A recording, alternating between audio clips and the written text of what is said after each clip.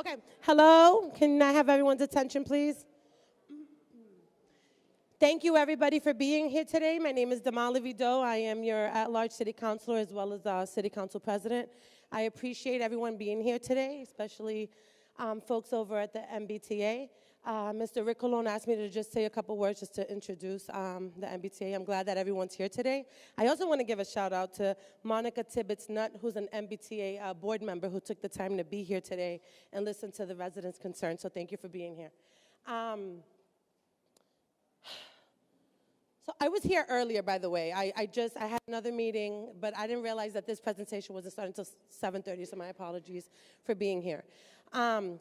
I just want to say a couple of quick remarks. I know that the MBTA is in a very tough place. You're hearing from residents about wanting better quality service on our buses. And I understand that you're in a position where it's hard for you to get the funding. And I get that you're between a hard rock and between a rock and a hard place. But I feel that at some point, we need to come to a common ground to figure it all out so that we get the service that we deserve, the residents, and that the MBTA is providing a quality service that represents MBTA the best way it can. So we here in Chelsea will be more than willing to work as allies, figure out how to get more funding. We can go and we can advocate wherever we need to. We could work together. But there are a couple things that need to happen, and I think the MBTA needs to prove to the residents of Chelsea that, that they're willing to provide equitable service, particularly for the most disenfranchised amongst us. The way that we could do that, number one, would be not to ignore us. These Better Bus Project meetings have been happening. I know the last one was held on June 7th, and I believe strongly that Chelsea was an afterthought. Here we are 2 months after the last meeting was held, and it feels almost as if though we weren't even considered, and we want to be considered. We want you to prove to us that you care about us and are willing to give us the service that I believe we deserve. Secondly, I think that another way that you can prove that is by there not being any retaliation. We have a lot of advocates that have been speaking up publicly and privately and having conversations that feel that they've been retaliated against because they've spoken up, whether it's canceled events, whether it's just not communicating with us. Jessica Casey had said that she would be here so much that we would get sick of her, and I haven't seen her once since. She hasn't responded to my phone calls, to my emails. I'm not saying this to start off on the wrong foot. That's not my intention. I just want to keep them honest, doing my job and representing my community and figure out how can we let's start with a new slate. Let's start brand new. How can we improve the communication with us so we can figure out how our community can get the service that they need and you can provide the service that I'm pretty sure you're more than capable of providing. So I ask you today to please come in with open ears, understand that we're a community that is very disappointed with some of the services that we've been receiving. But how can we get better? How can we work together? How can we support you? How can you support us so that we can get the service that we need? So with that being said, I'll pass the mic up. I don't know who I'm passing it to, but thank you. Thank you for being here. Thank you, Councilor.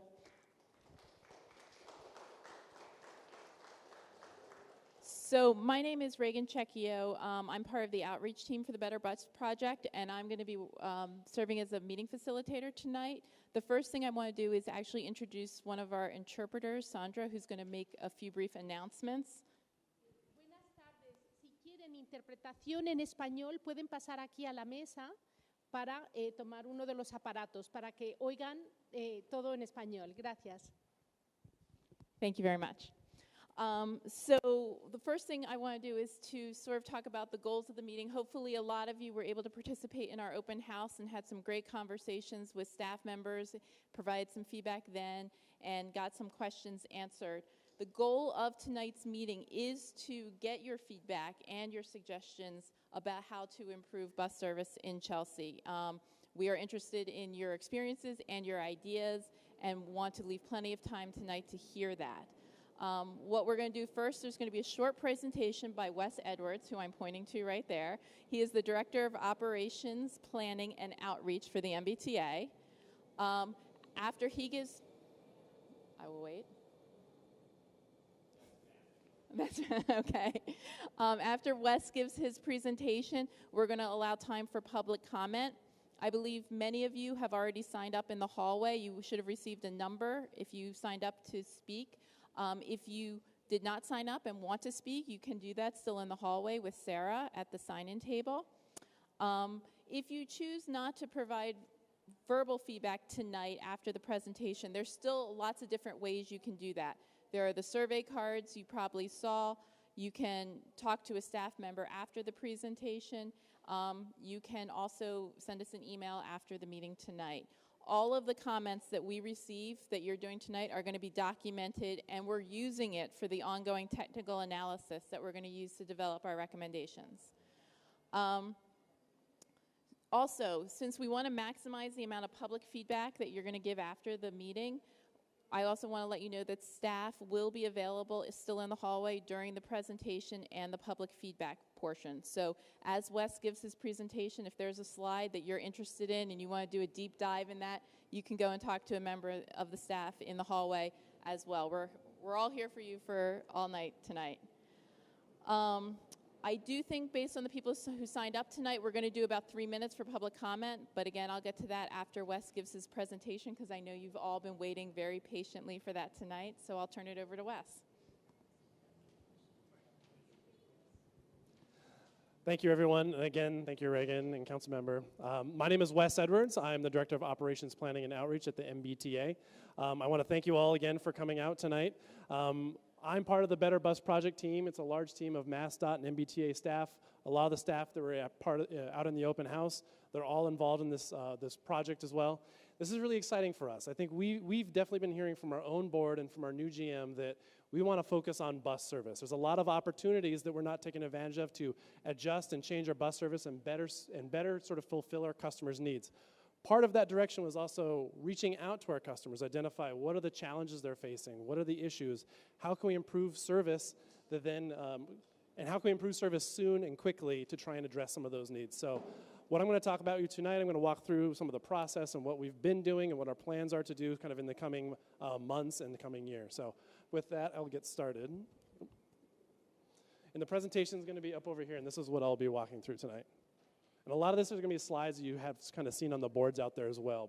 And again, if there's questions about some of these slides, staff are also available tonight to help answer questions on the open house. So just kind of rolling up, taking a step back and talking about the MBTA bus network itself. So more than a third of all MBTA bus trips are taken on the bus. Our bus network consists of about 175 different routes across the system. That's nearly 450,000 trips a day, which is over a third of our bus system.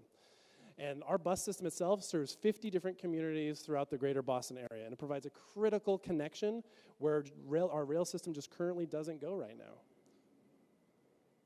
So jumping to kind of what is the Better Bus Project? The goal of the Better Bus Project is to really understand the gap between the service we provide today and what the sort of standards that have been set by our board for the service that we should be providing, which was adopted in January 2017. We call it our service delivery policy. I'll get into that in a second about what that is. And then after we identify what that gap, our objective as the team is to make recommendations how to start closing that gap to get to the standard of service that we want to provide. There's 5 different elements of this initial process. The first one is evaluate the bus network against the 2017 service delivery policy. That's the standards of service that we want to provide our customers. So what is that gap? And then it's identify the changes to each route to best serve our customers. And then do outreach. We need to do outreach to our communities, to the riders, to the municipalities and the staff, and identify what their needs and their concerns are about our bus system. And then us, as staff internally, we're going to take all that feedback. We're going to start developing plans and recommendations. We're going to work with our general manager and our board to move those forward. And then after we get a consensus and agreement from our board, we would then look to implement those recommendations. There's going to be some capital changes. We might do some painting of roadways, some constructions, changing some signals. But then in early 2019, based on our board's direction, we'd also look to make potential service changes. So we'll actually start hopefully making our service more frequent and more reliable in the future. So taking a step back to what is our service delivery policy. This is sort of what defines the standards of service that we want to provide. I'm going to kind of roll it up into sort of 5 different categories that I think are kind of the best examples of sort of what our service delivery policy does. We want our service to be comfortable. We want passengers to have a reasonable amount of room when they ride the bus and not feeling too crammed. Another one is reliability. We want our service to actually come when our schedule says it's going to come. So when you walk out there, it shows up. Frequency. We want we want to get the frequency of our service better so that you're not having to wait too long for our buses to come. You can walk out there, you know a bus will come, it'll come on schedule. Our span of service. Span means really when does service start in the morning to when does it end in the evening. We want to be really clear so people know in our schedules that they can catch the bus in the morning, they can catch the bus in the evening, and that it meets the sort of scheduled needs. And then coverage. This is really about where on a map is our bus going to go. So that's sort of what the standards are within our service delivery policy, kind of rolled up into a nutshell. So potential changes we're looking at as part of this process. So service changes, looking at sort of the hours that looking at sort of how much service we operate and what is the frequency of service. How can we change our bus routes to better suit our customers' needs? Then there's operational changes, such as how do we get buses out of our garages? How can we turn around maintenance more quickly? How can we get our drivers, their brakes and get them back on the bus? It's sort of things we do internally that you may not see, but actually could help improve our service. Then there's capital investments, things like, do we need to buy more buses? If we buy more buses, that kind of triggers a lot of things. We need more maintenance equipment. We might need new garages. We might need more equipment to wash them, clean them. So there's kind of a lot of compounding things, but there's sort of capital investments that we need to make behind the scenes. Another one is our partnerships with municipalities, how we work with the cities where our residents and our riders live and work. The cities, they own a lot of the streets where our buses go. Unlike rail, we own a lot of the rail system. Our buses run on city streets. So partnerships with municipalities are probably one of the most important parts of making our bus service better. And then what does this mean to you? What if we can make these improvements? Well, the potential benefits are your buses will show up on schedule. People get to work faster. They're less crowded on buses. Our routes become easier to understand. And we're using our resources more efficiently. We want to be a better government agency for you. So just quickly talking about the Route 111. So it's a primary link between Chelsea and Boston. 94% of trips on the Route 111 actually are based in Chelsea. It's the third largest bus route in the system. So there's about almost 12,000 passengers a day. That's about as large as the Alewife Red Line station. We know that the route has existing reliability and performance issues that we're looking to try and address through changes we're making now and into the future. And 83% of the riders travel to and from Boston on the 111, and about 17% ride the 111 and stay within the Chelsea area. So another route that I just want to talk quickly about is the Silver Line 3. So the Silver Line 3 is a new route started on April 21st, coming from Chelsea to South Station through the airport. It actually has connections to bus routes for 111, 112, 114, 16, 17. It's a really important connection. It also connects to airport shuttles. It connects to the Red Line at South Station, connects to the Blue Line at Airport, and also connects to the commuter rail, all the commuter rail services at South Station as well. So we see Silver Line also being another key service to provide to our customers, providing a lot of different connections if it suits our customers' needs and they're willing to take it. So some of the I want to talk about a little bit about the recent bus improvements we've made as part of sort of thinking through what are sort of the early wins that we can have in improving bus service. So with Silver Line 3, again, that's a new service that started very recently. Even since we've started, we've made some adjustments to make sure that the service is more reliable. On the Route 111, we've also adjusted the schedule recently to make the service more reliable. We actually have 5 new riders who are going to be, 5 new bus drivers who are going to be dedicated to the 111, not just 5 riders, 5 drivers. Will be dedicated to the 111 that will actually help reduce the sort of trips that disappear. We call them drop trips, but it's when a bus may never come. That's a challenge we have that we want to remedy, so your actually bus will come when it's scheduled. And on the Route 119 and 120, we've also made some scheduling improvements to try and help make that service more reliable as well.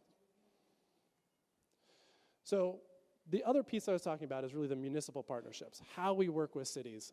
And there's sort of there's different challenges faced. So the MBTA, we have the buses, we help have bus stop design guidelines, we help manage the buses, we have the bus schedules and the fares. Those are the things that we control with our bus system. The municipalities own the streets, they own the signals, they own the sidewalk and the curb space, all things that are, and enforcement, all things that are really important to operating our buses as efficiently as possible. So we need to work with municipalities to make those things work as well as they can to work with our buses. And we've developed a process that we're going through to partner with cities and municipalities, where we want to be proactive and inform and engage them about the work that we're doing. We want to watch for opportunities. If they're going to do some construction on sidewalks or on streets, we at the T want to know about it. So maybe there's some opportunities that we can leverage to improve bus stops, change the striping on the roadways, connect with them about what those opportunities could be, discuss the trade-offs and issues and see if we can find a solution, and if possible, take action to make improvements. So just giving some like examples of what some of the partnerships might be that really improve your bus's speed and reliability. I've kind of got some broad categories here, but I'll kind of walk through them a little bit. One is bus operations tools. And this is really just about how we improve the way our buses work. So we could look at relocating stops if it's a tricky stop for our buses to get in and out, reducing the number of stops. We could also just change the stop design, or the route design. So maybe it can have a different pattern that it goes through a street network inside of cities. Also, going into like infrastructure tools. This is really about the pavement and the concrete on the road. Can we maybe make turn radius improvements? If our buses have to take a turn in a neighborhood street, is there a way that we can actually redesign that curb and pull it back so the bus can make an easier turn? Bus bulbs. This is sort of when you see a sidewalk that extends with a bus stop a little bit to the street so the bus doesn't have to pull all the way over to the sidewalk because that just takes a little bit of additional time.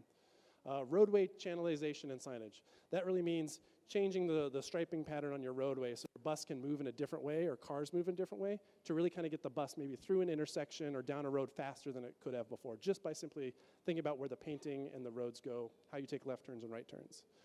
Traffic control tools. This is really focused on like signals and signage. Transit signal priority is one of the examples. This is when we actually work and we actually have technology that the buses can communicate with the signals that are overhead. And if a bus approaches an intersection and it's red, the bus can say, hey, signal, can you turn green to get me through faster? Or if it's approaching if the bus is approaching an intersection and the light's already green, the bus can say, hey, stay green a little bit longer until I get through the intersection. It just gives bus that little bit of extra time to get through that intersection. Also, lane restriction exemptions. This is sort of just how you manage your curb space along the sides. So sometimes you might have a curb space that says no parking here after 4 p.m. And maybe that could be extra space for buses or cars to use that lane. And then things like queue jumps. This is, you'll see some of these, I think Watertown, Massachusetts just put some of these in. This is where they take typically a right turn lane and actually make it a right turn and bus lane. So if you have a lot of cars backed up at an intersection, the bus can actually get in the right lane, shoot to the front of that, all those cars that are backed up, and then kind of cut back in. It just helps the bus get through intersections faster. And then transit lane tools. This is kind of the way you can sort of maximize the value capture. You can maximize the value of having a bus that goes through your community by putting a bus lane in. That gives the bus the ultimate priority to kind of go down a road and not have interference from cars and from other things. There's a couple different ways to do it. There's a lot of different ways to do it. Just have a couple examples. There's like curbside bus lane. This is a bus lane that's right against the curb, so right next to the sidewalk.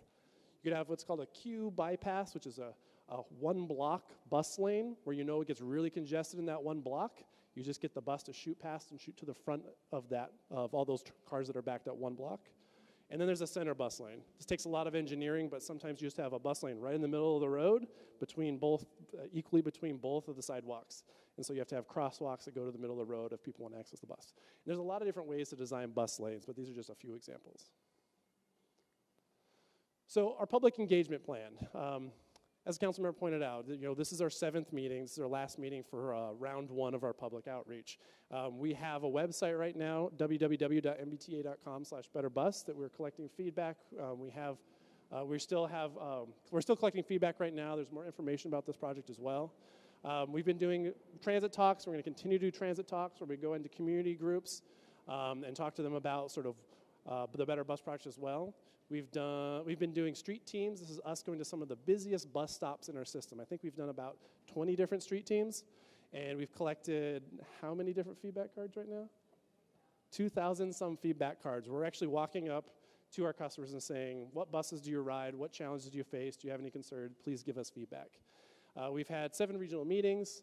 And also, behind the scenes, we're working with a lot of the different cities and their staff to try and figure out what are the sort of the issues that staff see. A lot of times, they kind of know their own roadways, their own signals, and they can help inform us about ways that we can help improve the roadway network. So we're working with them behind the scenes.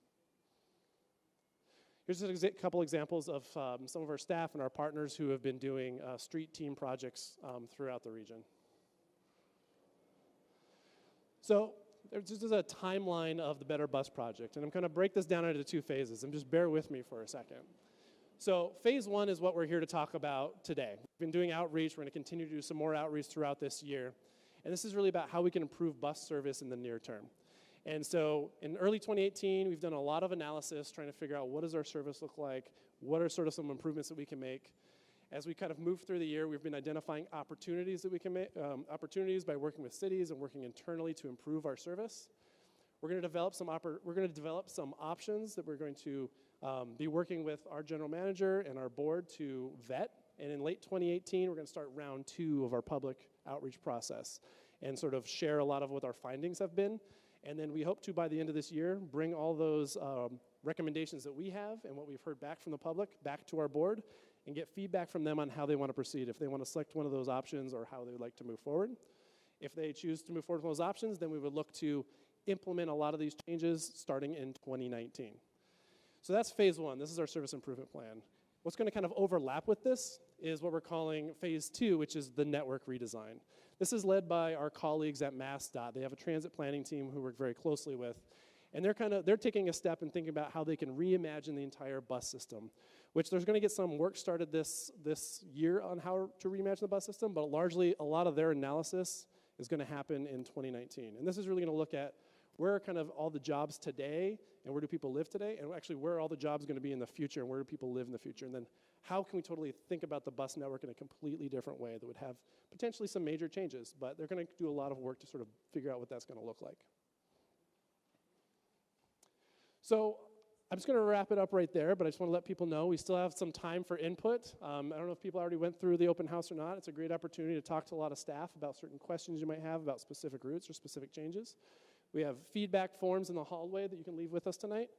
We also have a lot of interactive exercises if you haven't done the open house.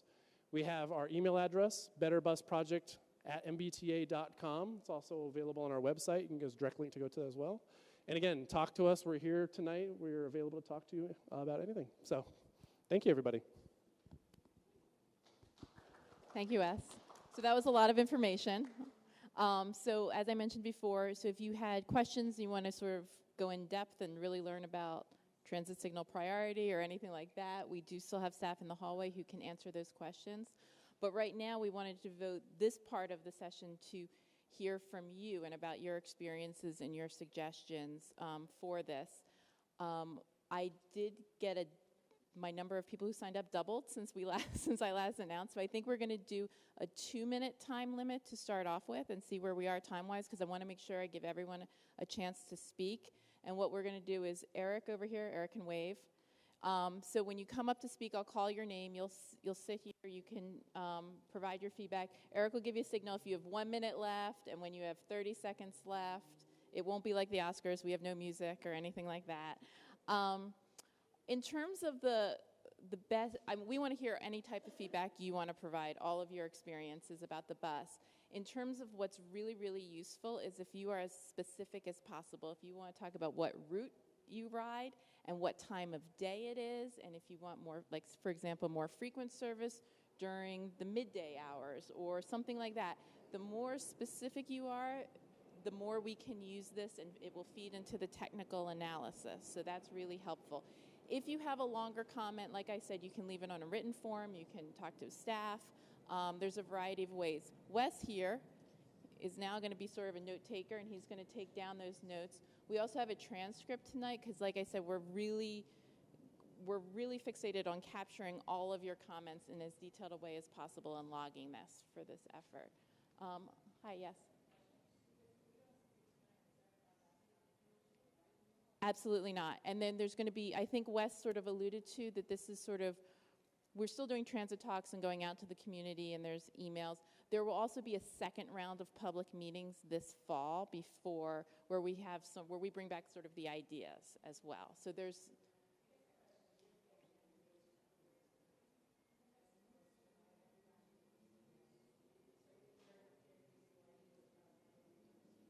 that's correct. Yeah, about your feedback. So if you've signed up to speak, we're going to start that. If you have, like I said, questions, transcript is happening right now. I also want to recognize the city managers here tonight. Thank you for joining us. I neglected to do that at the beginning of the meeting. All right, so I'm going to get started. I have the list here and you should have a number if you received. I'm sorry, yes.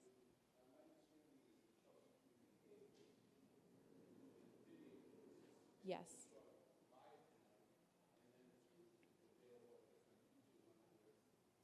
Yes, thank you for pointing that out. For those of you who didn't hear that, the cable access channel is recording tonight and we'll be showing it. Will be available on their YouTube channel. Thank you. I'm sorry I forgot to mention that as well.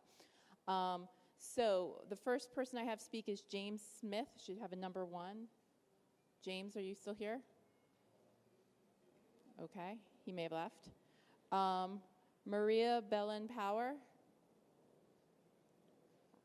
There we go. Right up here, sorry. That mic should be on.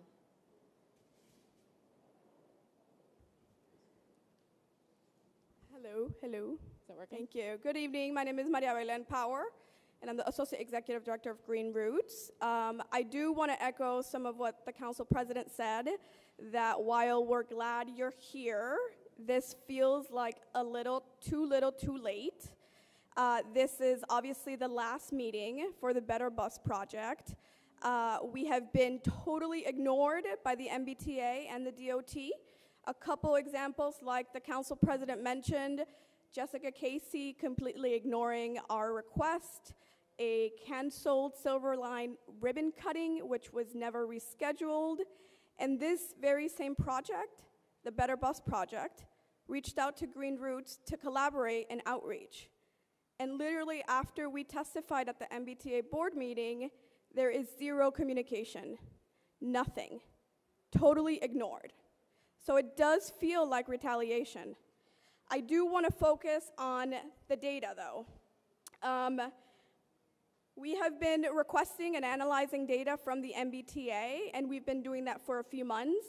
And first and foremost, there is only 1% of CTPS rider surveys that were received in non-English language. So only 1% of the riders that you serve, according to your data, are non-English speakers. Clearly, that is not true. 99% of the riders don't only speak English. So clearly, you're missing out on a huge percentage of our population and our riders. So how could we trust the data? Second, in order for your data to be statistically accurate and representative, you yourself have collapsed several lines in order to meet the threshold. So for example, lines like the 114, the 116, and the 117 have all been considered one line because you did not receive enough data. I'm sorry, this is the only time you've come. I would like to finish. Can I get Yep. through everyone else and then come back to you at the end? I'll be done quickly. Okay. This is not only unacceptable, but the majority of the lines that have been collapsed have been minority lines. This is according to your own data. And just putting the data, the fact that the data is flawed, and there are serious gaps, huge gaps, that to us are racially and ethnically based. Your data alone has proved that service reliability is very different in minority lines than in non-minority lines. Very different in low income than not low income.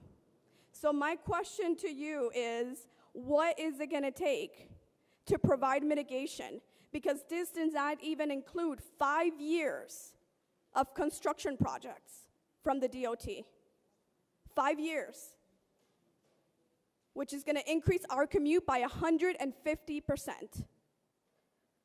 So what is it going to take for you to really sit down with the community and not be an afterthought and develop an equitable mitigation package? Thank you.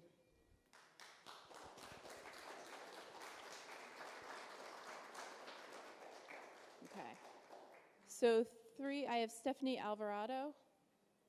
Stephanie here?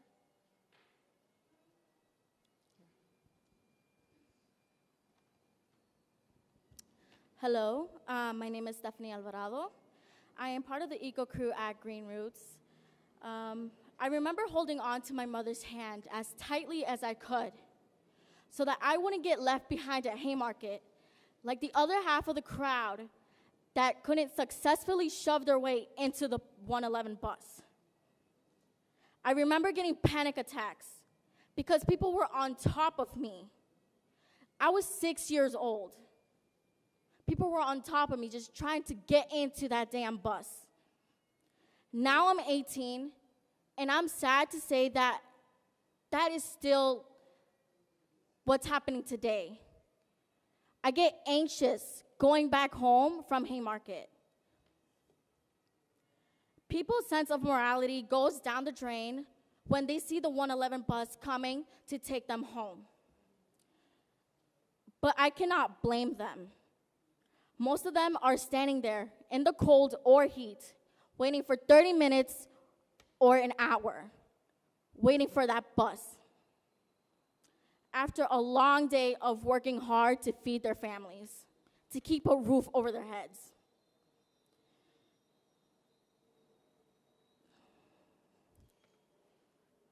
And it upsets me that there's not enough buses. Because then we had to pack into that bus like a pack of sardines. I have not once seen a time where a child, a senior, a pregnant lady, or a person in general has not been shoved to get into that bus. So I hope that you guys actually listen to us, because this is unfair. And I don't like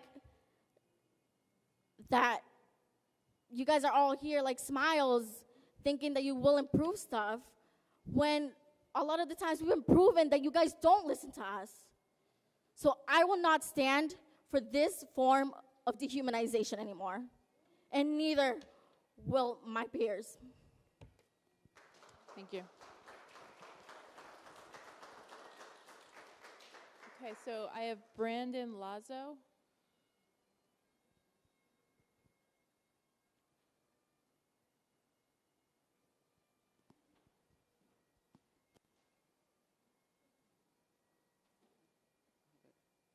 Hello, my name is Brandon Lazo, and I'm 18 years old.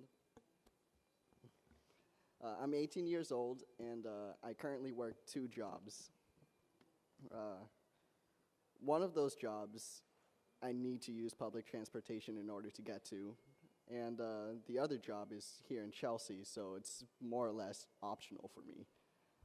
And the issues that I have is mainly with the Silver Line, the SL3 here, because like I work at Harvard Square, and it's a red line train stop. So you would think that if I use the Silver Line 3, I could get to South Station, also a red line. I would get there pretty quickly, and it would like take me less time to get there than taking the 111. But actually, I was completely wrong, and I got to work about 45 minutes late, and that's like a great way to start my first day of work. And so the next day, I decided like I'll take the 111, and I was thinking that would be a lot longer, wouldn't it? Because I have to take the 111 to Haymarket, and then from Haymarket to Park Street, and then Park Street to Harvard. And so I decided to just try it, because why not? It's one of my 2 options. And I took the 111, and like the 111 is extremely crowded. I was uncomfortable, but I got to work 30 minutes early versus the 45 minutes late. And so after that, I decided like I'd rather be uncomfortable and stuffed into a bus and just get to work early than to have to wake up earlier in order for me to get to work. And so I've been using the 111 because of how frequent it comes and how more or less reliable it is to, like, as compared to the SL3. And the SL3, the issue I have with that is that supposedly it's supposed to come every 11 to 14 minutes, but then I never see that actually happen. And on your lucky days, you might see it every like 20 to 30 minutes. And so, sorry. No. And so like, the other thing that I have is with the SL3, it's always empty. And like from what I know, or from what I've heard, is that the SL3 is supposed to allow people to either take the 111 or the SL3 so that the 111 is not that packed.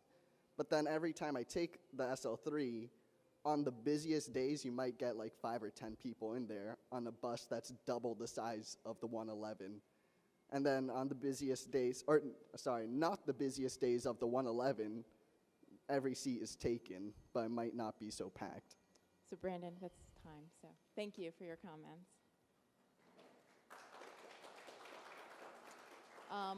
Marianne Winship is next. Watch the board, please. Oh yeah, sorry.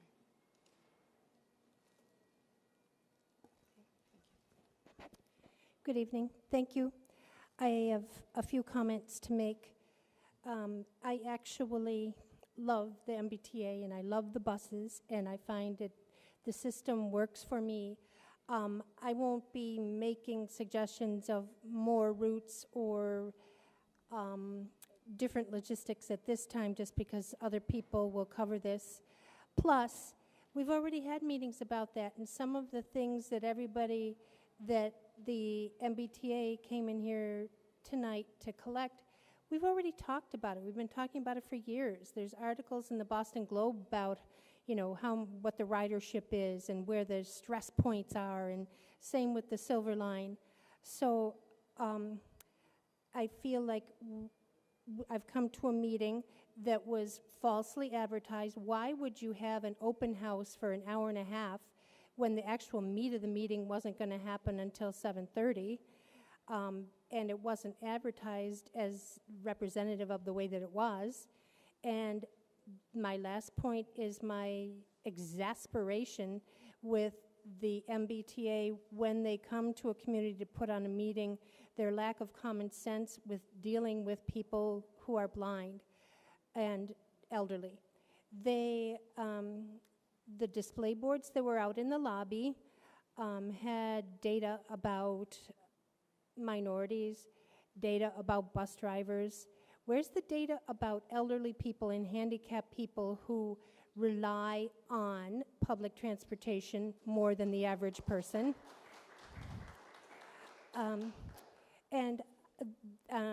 The displays and the meetings are totally geared toward, you know, what do we have for the presentation tonight? Visual slides, right?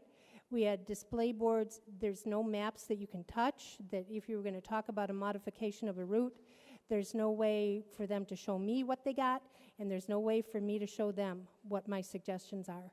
Thank you. Thank you.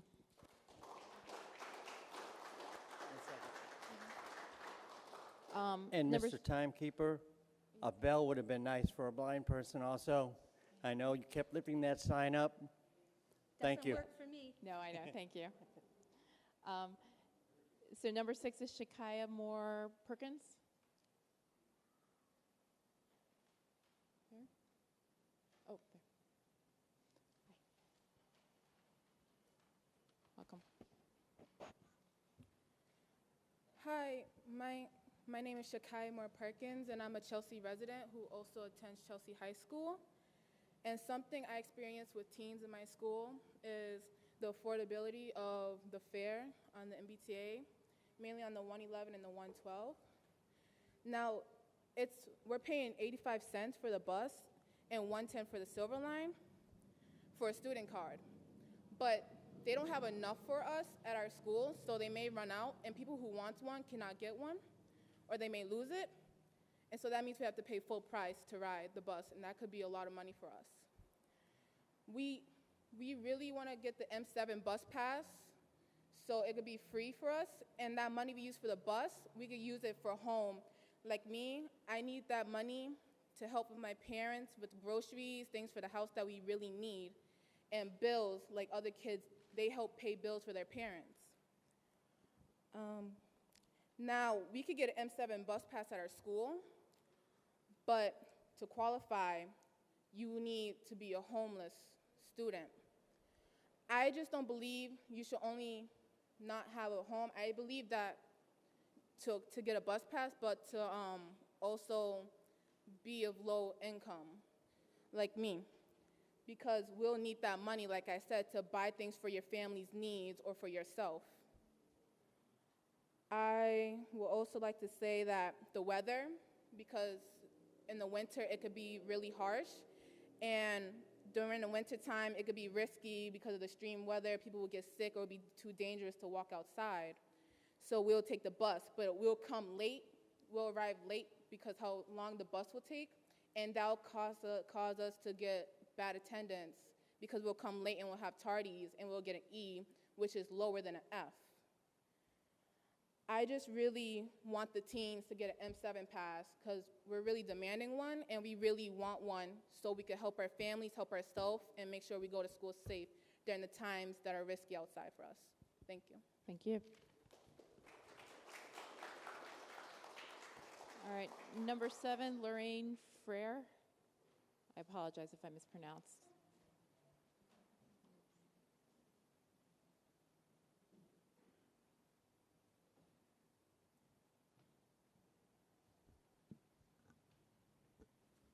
Good evening, everyone. My name is Lorraine Frady. I am 16 years old. I work under Green Roots as an environmental Chelsea organizer. I used to be a Chelsea resident, but due to the Silver Line, I was displaced because we couldn't afford the rising rent.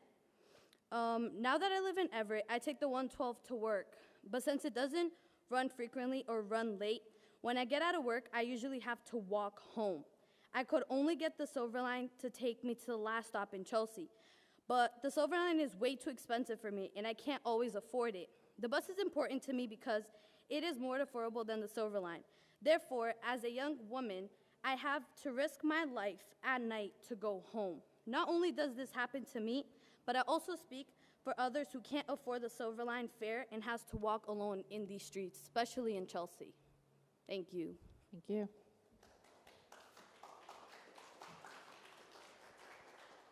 Number 8, Leilani Mrazkowski. Okay.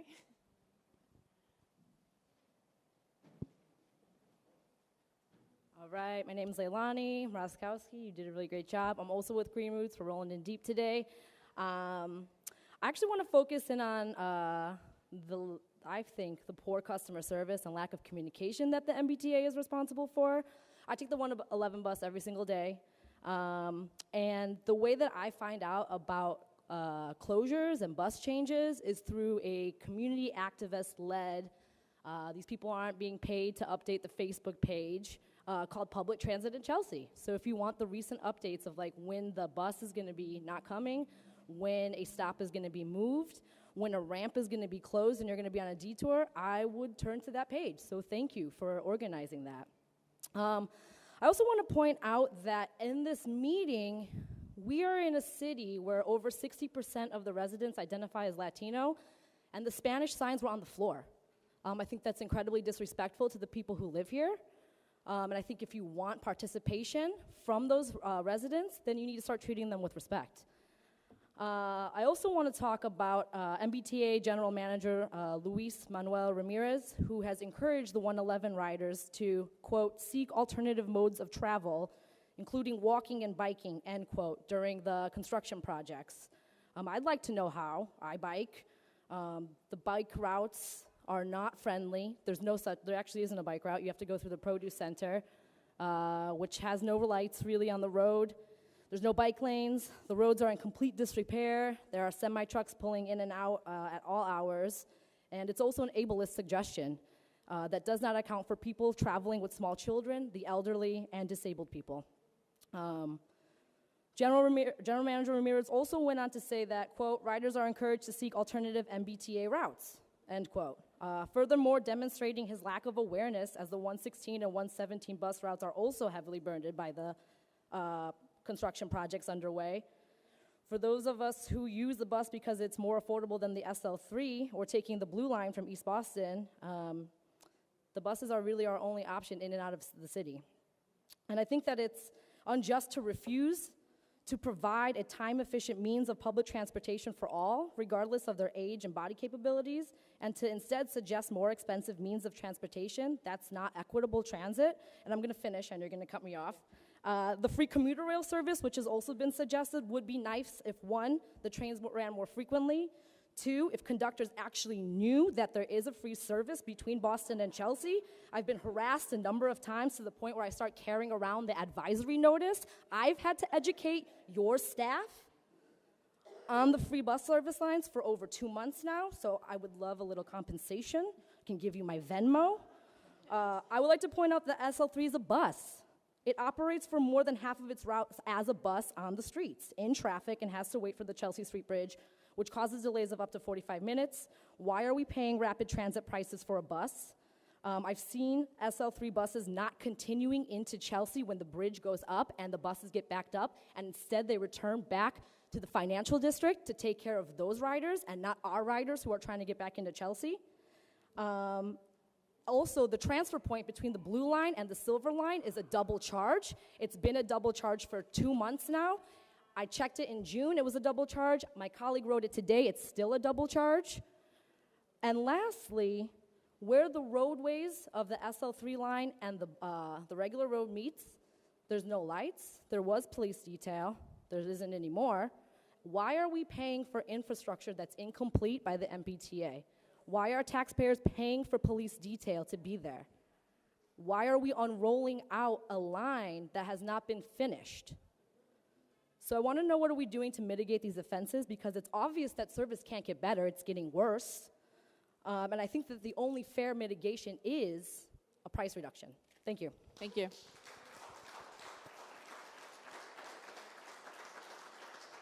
Number 9, Adela Gonzalez.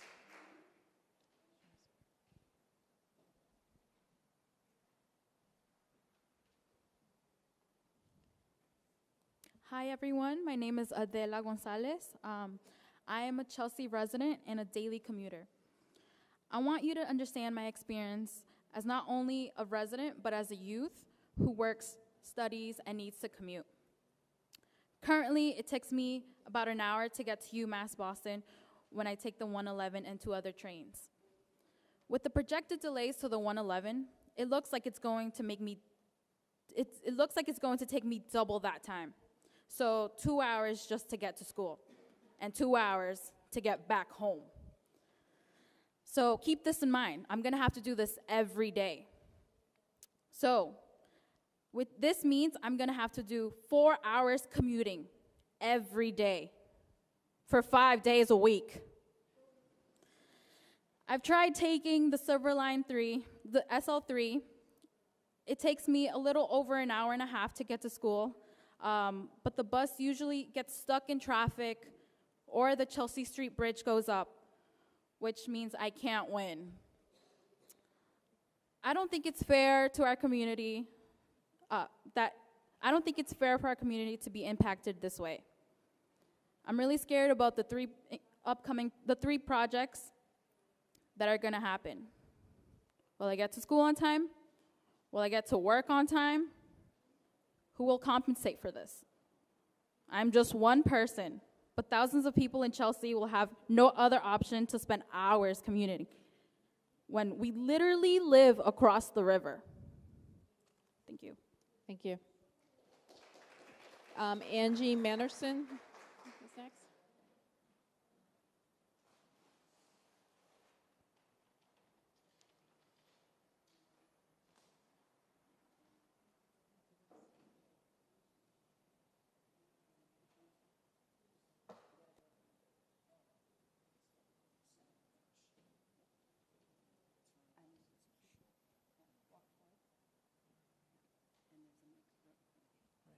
Hands-free?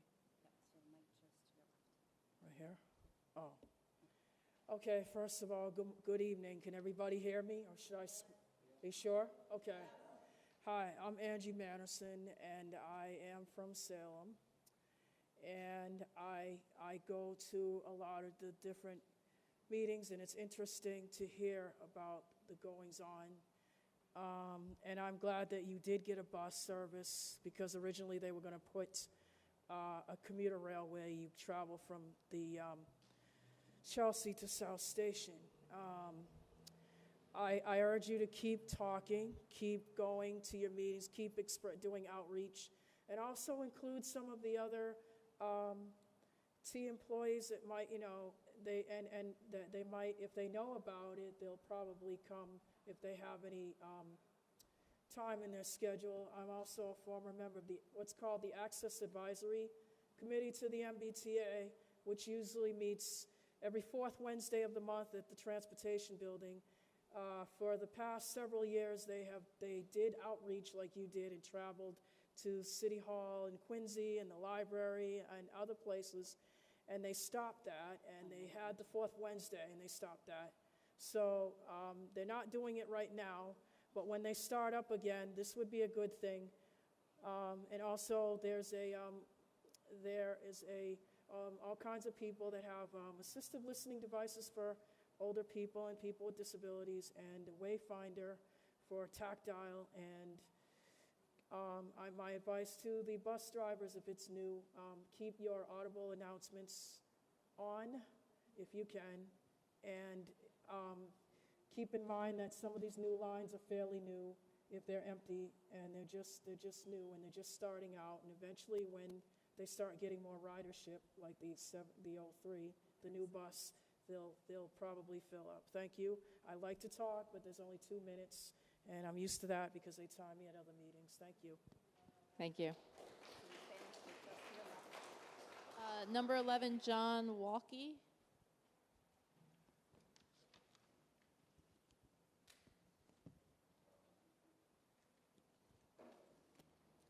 Hello, John Walkie, yet another Green Roots person here, and obviously you're hearing a lot of frustration this evening, which has to do, as you know, Chelsea is a very transit-dependent community, so the importance of the MBTA to people's lives, to their employment, to their ability to get to health and educational resources is really critical. So that's why there is so much passion, which also means that you have your potential biggest allies here fighting for an improved budget if you work with the folks and not just listen to them, but sit down and work with them.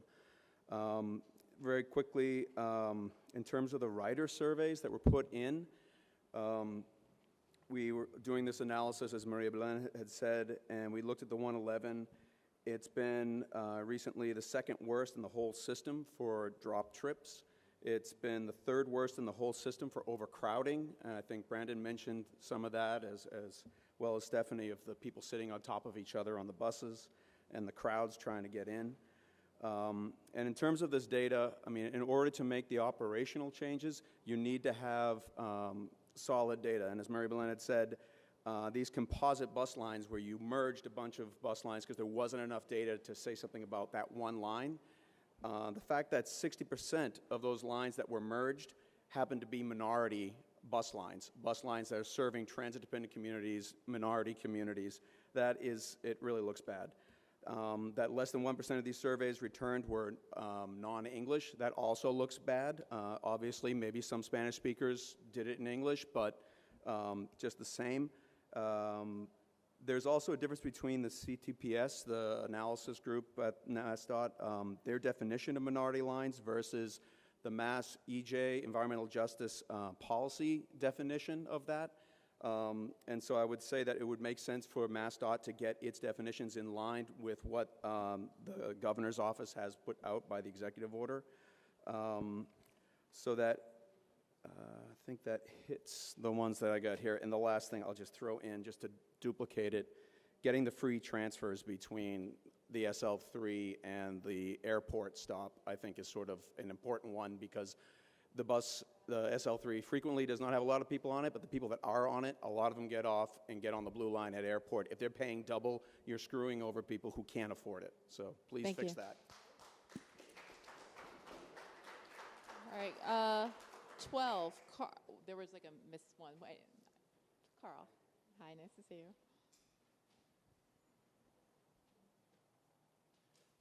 So my name's Carl Allen. I work for the City of Chelsea as a planner. I'd like to kind of just raise two suggestions. One is we are eager to work with the MBTA, MassDOT, anyone in order to get time restrictions on the Chelsea Street Bridge so that it's not going up and down at random things. You can't pretend to have a bus rapid transit with random 20-minute delays injected into it. Second, I want to advocate that one of the 3 lanes on the Tobin Bridge and the Northeast Expressway in each direction should be converted to a dedicated bus lane. This should ideally happen from City Square all the way to Copeland Circle. Initially, this could be piloted on a temporary basis during rush hour. I think it'll be a tremendous success, and you will decide that it's worth doing it permanently. This simple and low-cost change would provide reliable bus service from north of Boston to Haymarket, connecting to the new bus infrastructure to be developed over the rebuilt North Washington Street Bridge. This would bring actual bus rapid transit to the residents of Chelsea, and potentially with new and rerouted buses from other communities north of Boston. Commute times would be drastically reduced for those using public transportation. Bus service would become a more advantageous and reliable option, reducing vehicle miles traveled. The lane reduction would reduce the congestion caused by the backup of 3 lanes trying to merge into I-93 at the southern end and from 3 lanes to 2 at Copeland Circle, allowing traffic to actually flow more smoothly. When backups do occur, 1/3 of the exhaust being spewed into an environmental justice neighborhoods in Chelsea would be eliminated. Similar benefits would accrue in Charlestown. This segment of the roadway is overbuilt for the road network that currently exists. Without I-95 actually Carl. cutting through Boston, the original purpose of the bridge and the expressway, the extra lane serves little purpose other than increasing storage for cars stuck in congestion.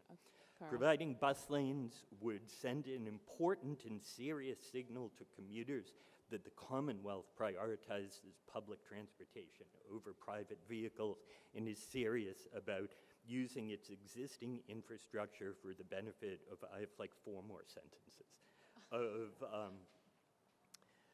benefit of all populations. Additional bus routes and expanded BRT service could utilize this new corridor. Unlike Silver Line service from South Station to East Boston and Chelsea, this service would not be slowed down by congestion of one of the harbor crossings. The Tobin Bridge is the only 3-lane crossing of Boston Harbor. Dedicated bus lanes could be provided at a small fraction of the cost of any other method of improving services to communities to the north. The beneficiaries of this change could come disproportionately from lower-income environmental justice communities who have been historically underserved by MassDOT and the MBTA. Thanks. Thank you. 13, Roberto Rodriguez.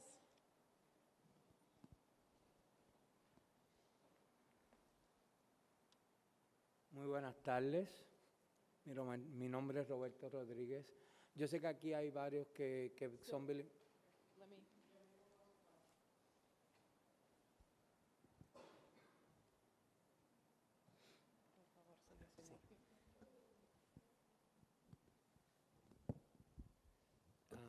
Hola a todos, mi nombre es Roberto Rodríguez. Hello, everyone. My name is Roberto Rodriguez. Actually.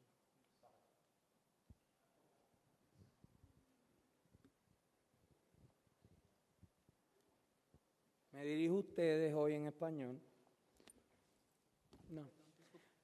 Me dirijo I'm directing myself. en español I'm speaking in Spanish porque, pues, en estos momentos tengo un poco de dolor. because at this moment I have a little bit of pain. Okay. Mientras lo estuve escuchando, While I was listening to you, tengo unos pensamientos que quiero compartir. I have some thoughts that I'd like to share.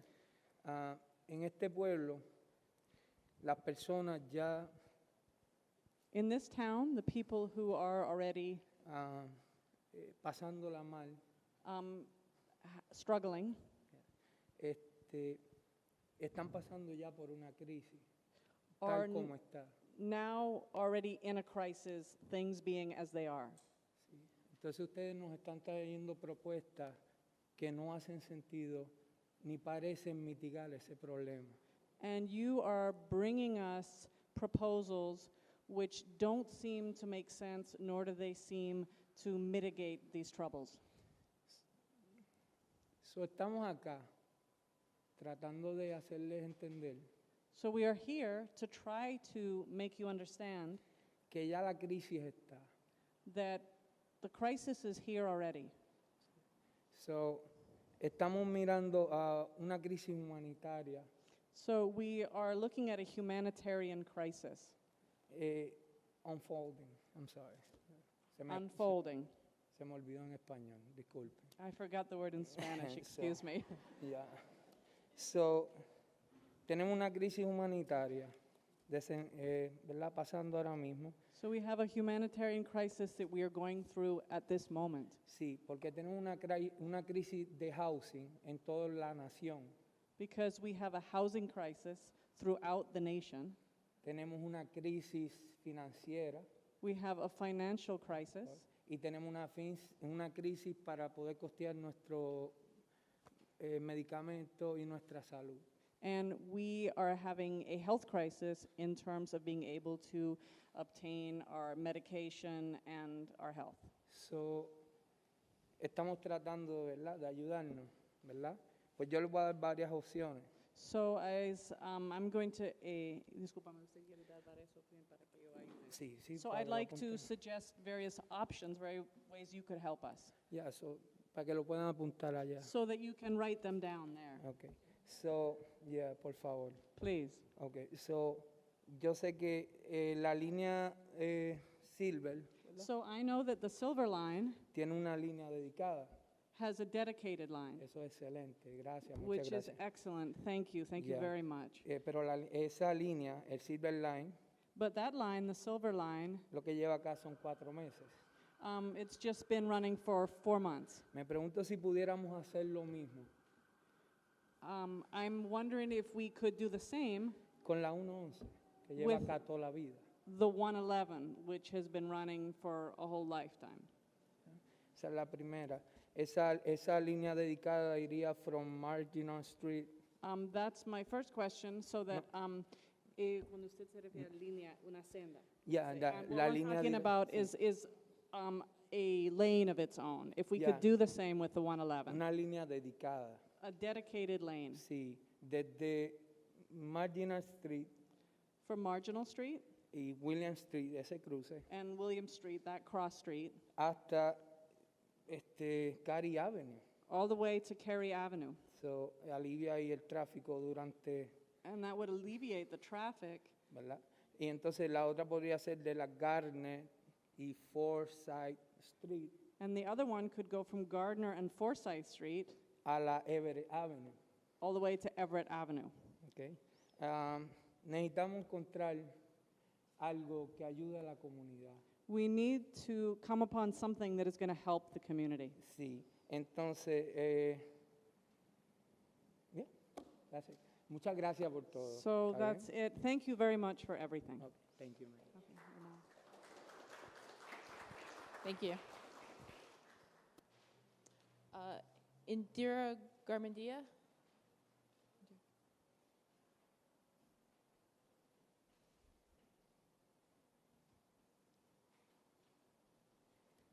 Buenas noches. Yo soy Indira Garmendia y soy residente de Chelsea. Hi, my name is Indira, and I'm a resident of Chelsea. Y quiero compartir un par de experiencias que he tenido con el transporte público. And I'd like to share a part of my experience that I've had with public transportation. Primero, bueno, he utilizado el 111. Creo que aquí la mayoría de los residentes de Chelsea hemos utilizado el 111. Well, I've used the 111. I think the majority of us here, residents of Chelsea, have used the 111. Y una de las cosas que me ha tocado vivir, como hablaba alguien anteriormente, es que efectivamente es un bus que se utiliza mucho. And one of the things that has been difficult, as someone mentioned before, was that this is a route that's used a great deal. Pero el momento crítico es en el invierno. But the critical moment is in the wintertime. El invierno es muy difícil, sobre todo para mí, que soy una persona de un clima caliente. The winter is very difficult for me. I'm a person from a warm climate. Sí. Pero estoy segura que para todas las personas que vivimos aquí, porque esperar 15 minutos, un bus, 15 minutos en invierno es mucho tiempo. Because I'm sure it's hard for all of us here, because to wait 15 minutes for a bus in the winter is very difficult. Eso ha sido una de las experiencias difíciles. La otra experiencia es que yo actualmente trabajo en Chelsea, pero también trabajo en East Boston. And so that's been one of the difficult experiences. Another point is that I do work in Chelsea, but I also work in East Boston. Viajo 3 veces a la semana a East Boston y tomo el 116 y el 117 para trasladarme hasta East Boston. So I travel to East Boston 3 times a week, and I use the 116 and the 117 in order to be able to transport myself to East Boston. Tengo que esperar de 20 a 25 minutos solo para trasladarme a East Boston, que lo que me divide es un puente, porque estoy literalmente a una cuadra de East Boston. So what I have to wait is about 20 to 25 minutes in order to go somewhere which I'm divided, is separated from where I live by only a bridge. Lo cual tampoco es justo porque he tenido que tomar entonces Lyft como una alternativa, pero no es justo también para mi economía. And then sometimes that causes me to have to use Lyft as an alternative, which is unjust and it doesn't work for me financially. Cuando vino el Silver Line, pensé que esa iba a ser una buena alternativa para When mí. the Silver Line came, I thought that would be a good alternative for me. Pero resulta que no, porque igual tengo que esperar de 14 a 20 minutos para el Silver Line. But it turns out not to be, because I still have to wait 14 to 20 minutes for the Silver Line. Y tengo que pagar 2 veces, entonces aumenta también mi pasaje. Tengo que And pagar I el have to Silver pay Line twice, and so it also augments my transit y costs. luego el tren. I have to pay for the Silver Line, and then I have to pay for the train. Eso aumenta mis gastos. And so that raises my costs. Lo último que quiero decir es que yo espero que esta no sea la última sesión que tengamos los residentes de Chelsea, porque es evidente que tenemos muchas cosas que decir, que tenemos experiencias negativas con el transporte y que queremos trabajar para mejorarlo. And finally, I would like to say I hope that this is not the last session we will have, because as we can see, there's many people who have a lot to say and have had some bad experience with the transport, and we would like to work together to improve it. Y para terminar, también quiero mencionar que nosotros merecemos respeto. Necesitamos que nos respeten. Somos una comunidad que pagamos por el transporte público. No es gratis, lo pagamos y merecemos que también el servicio sea bueno y de calidad. And also, in closing, I would like to say that we deserve to be respected, we deserve to be treated with respect, and we are a community that pays for public transportation. It is not something that we are given free. We need to be respected as a community. Thank you. It's number 15, Patricia, and it's a little messy, the handwriting here. But what? Evans. I'm so sorry.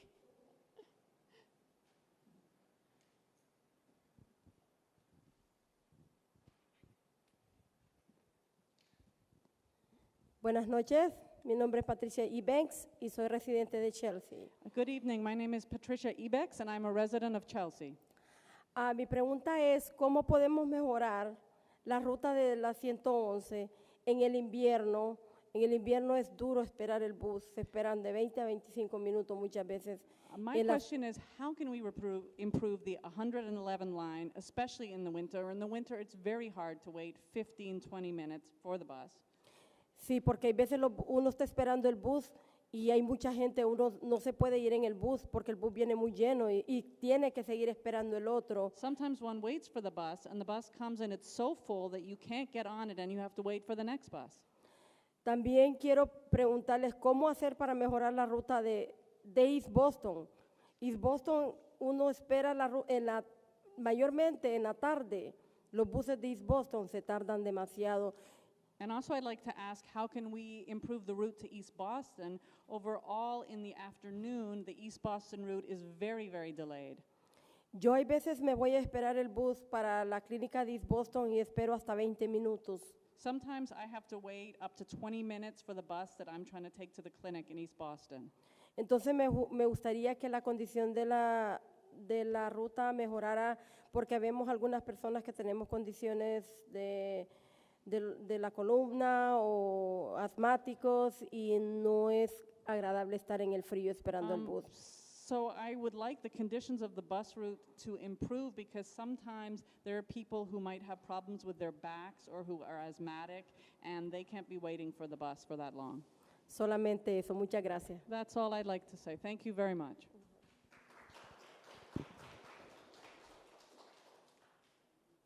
Number 16, Brian Early.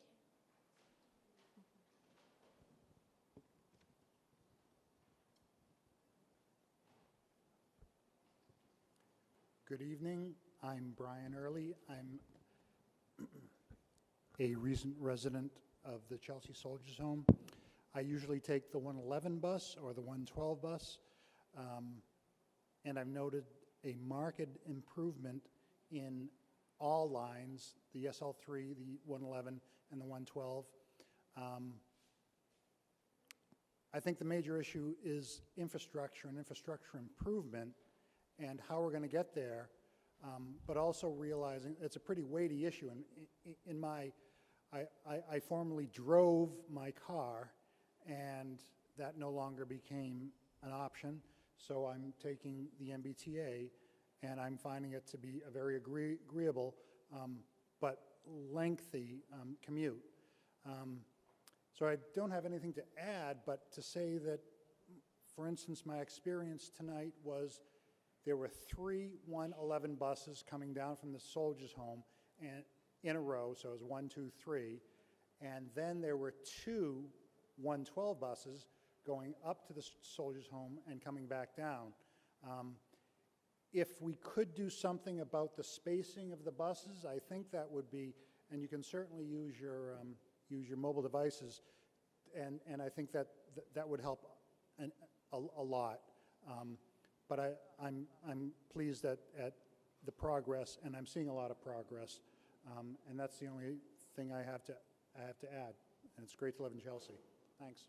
Thank you. Number 17, Jose, are you Jose? Okay.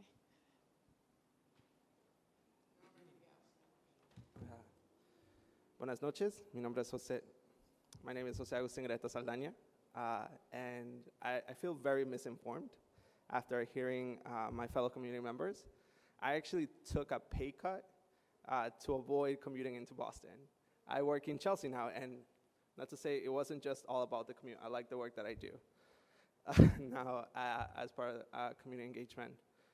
But I think the dehumanizing experience that was echo of getting on the 111, it did produce some anxiety. And it definitely produces on my fiance. She commutes using the 116, 117, 111. I used to take the commuter rail as well, so we use a lot of the MBTA infrastructure.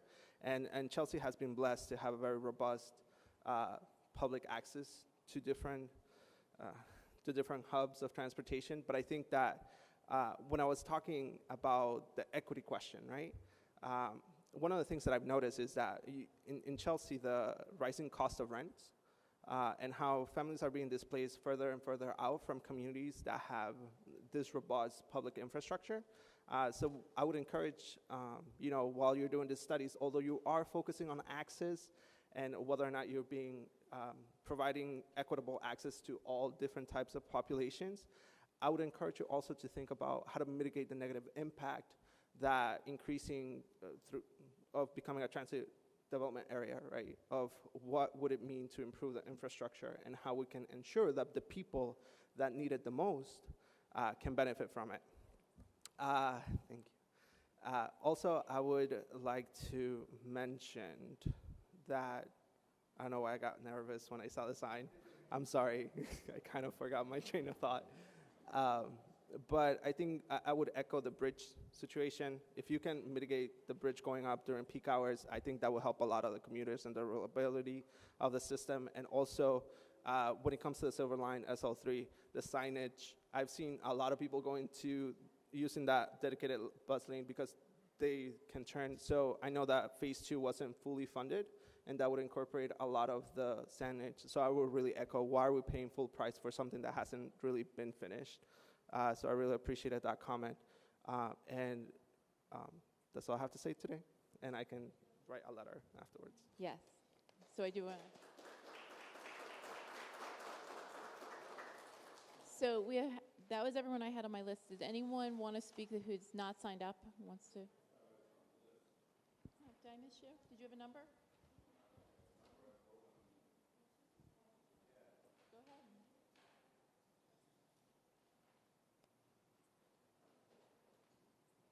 And what's your name, sir? I'm sorry.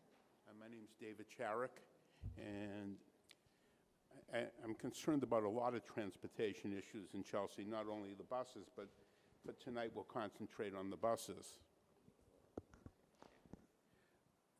I've been riding the bus since it was the 11 bus. So it was the 11 bus that went to City Square and later became the 111 bus. And the buses have been a problem in Chelsea for as long as I can remember. I worked down the hall in the mayor's office when Chelsea had a mayor, and I represented the city at the MBTA advisory board meetings, at Massport meetings, at Metropolitan Area Planning Council meetings, and Chelsea was always neglected. Chelsea bear the burden in the metropolitan area, and particularly bore the burden of the construction of the Tobin Bridge and the Northeast Expressway. And that highway, those highways, really benefit people north of Boston that are living in Saugus, Linfield, Peabody, and further north, and Chelsea bears the environmental burden. Those people are driving through Chelsea, and Chelsea really doesn't get any benefit from those roads. That Chelsea gets noise, gets vibration, got lead paint poisoning, got air pollution, all because of the Tobin Bridge and the expressway. For tonight, I just want to focus on the idea on the 111 bus of having dedicated bus lane. Now, it's not 3 lanes that are available on the Tobin. It's reduced to 2 because of the construction that's going on for the next 3 years. So I think one of the lanes on the Tobin Bridge should be exclusively for buses and for emergency vehicles. That would shift the burden that Chelsea's been bearing for the last 70 years and put that burden back on those people that are commuting from Saugus, Linfield, Peabody. Chelsea would get an easier bus ride, and I think the dedicated bus lane should go from Chelsea all the way to Haymarket in each direction. And that would speed up the travel times to and from for the buses getting back and forth. And I think there should be a dedicated bus lane on the remaining portion of the North Washington Street Bridge until the new bridge is built on North Washington Street, which will have bus lanes in each direction, so that you can get from Chelsea to Charlestown over the North Washington Street Bridge with little other vehicular traffic. And you talked in the presentation earlier today about cooperation with municipalities, and I laud that, but I think there needs to be massive coordination with MassDOT, because you need to take away those lanes on the Tobin Bridge and on the North Washington Street Bridge to get people in and out of Chelsea as efficiently as possible. And for the time being, that would be a short-term solution. There are other things that I would recommend, but I'm not going to get into those this evening. Thank you. So, did you want to speak?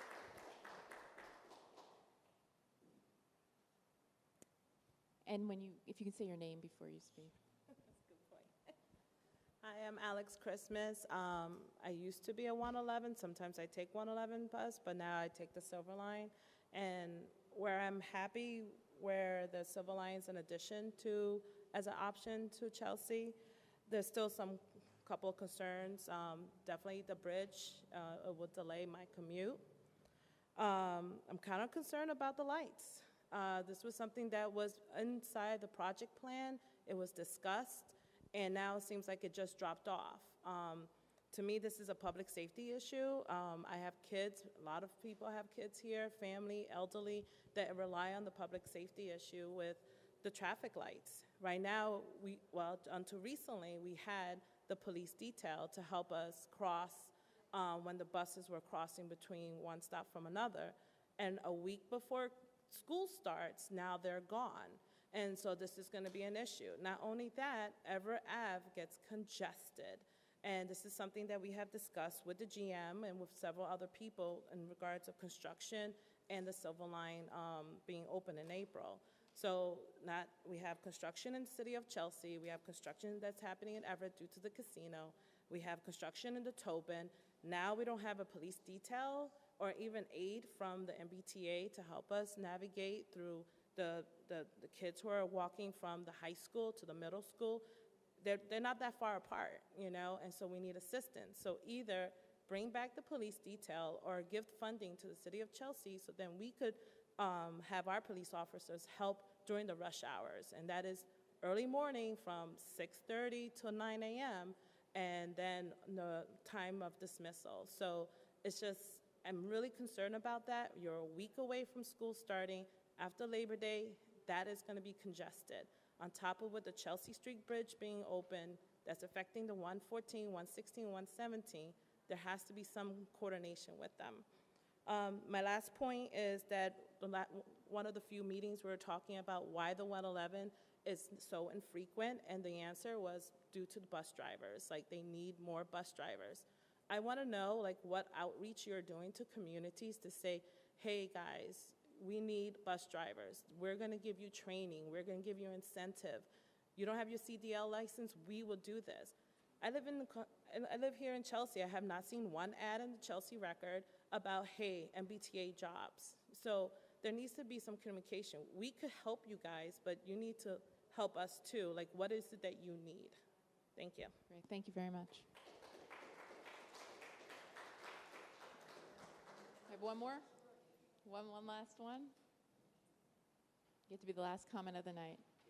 You're not going to want to hear what I got to say. Can you say your name too at the My beginning? name is Steve Lynch.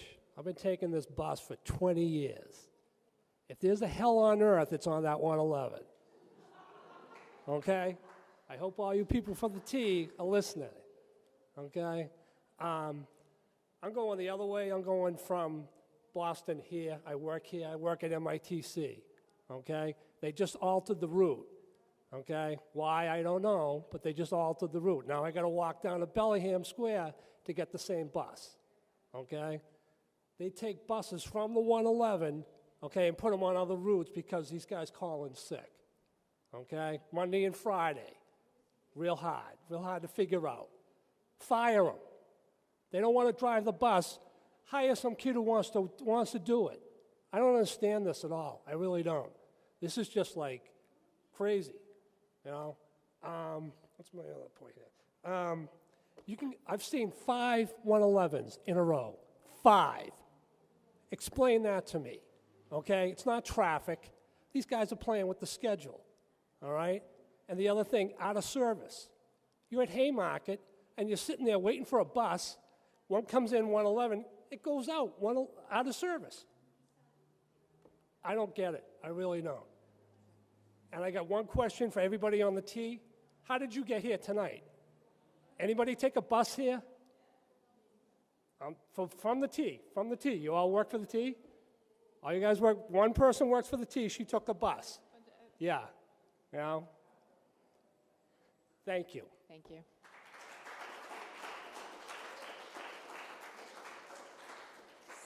So I want to thank everyone for their thoughtful comments and for coming out tonight and staying late. And I want to reiterate, if you have longer comments, you can leave them on the survey cards tonight.